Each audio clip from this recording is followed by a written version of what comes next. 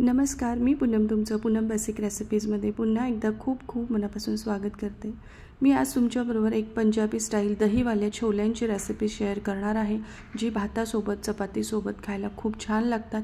त्याचबरोबर बरेच मसाले यामध्ये असल्यावर दह्याची चव यासोबत खूप छान लागते। एकदा तुम्ही ट्राय करून बघा।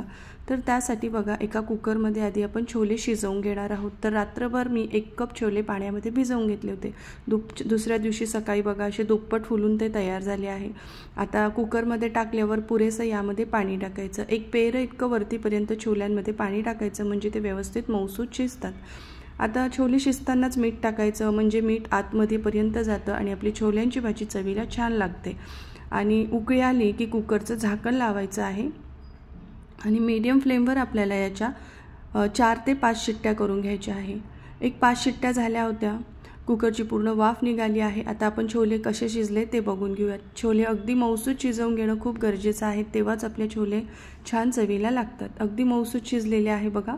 आपण हे आता बाजूला ठेवूयात। तोपर्यंत काय करायचं, मिक्सरच्या छोट्या भांड्यात 1 छोटी वाटी भरून फ्रेश दही घेतलं आहे। यामध्ये 7 काजूच्या पाकळ्या टाकल्या आहे। 1 चमचा आलं लसणाची पेस्ट किंवा 4-5 लसणीच्या पाकळ्या, 1 इंच आलं घेतलं तरीही चालेल। 2 हिरव्या मिरच्या घेतल्या आहे। पाव चमचा हळद घ्यायची आहे। 1 चमचा काश्मीरी लाल तिखट घेतला आहे, तुम्ही रेग्युलर सुद्धा घेऊ शकता तिखट। 1.5 चमचा मी या ठिकाणी धना जिरा पावडर, 1 चमचा कुठल्याही ब्रँडचा छोले मसाला आपल्याला टाकून घ्यायचा आहे। मिक्सरवर अगदी बारीक पेस्ट करायची। बघा, यामध्ये हिरवी मिरची, काजू आहे ते व्यवस्थित बारीक करून घ्यायचे आहे। काजू टाकल्यामुळे ग्रेव्ही अशी फाटत नाही आणि तिला थिकनेसपणा अगदी हॉटेल रेस्टॉरंट स्टाईल येतो।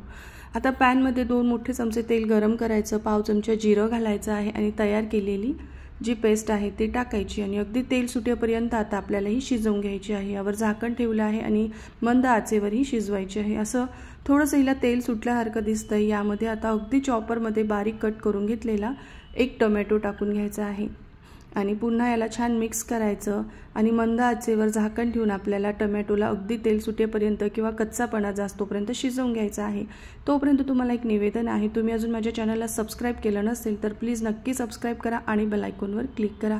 सबस्क्राईब करणं पूर्णपणे फ्री आहे, निःशुल्क आहे, तर नक्की माझ्या चॅनलला सबस्क्राईब करा।